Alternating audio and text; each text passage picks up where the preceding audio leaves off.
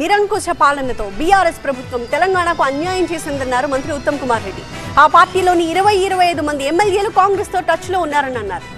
Nalgonda parliament నియోజకవర్గంలో కాంగ్రెస్ కి భారీ మెజారిటీ రావాలన్నారు మంత్రి ఉత్తమ్.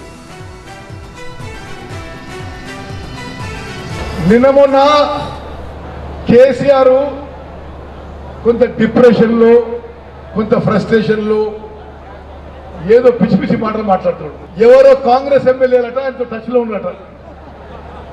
హాస్యాస్పదం.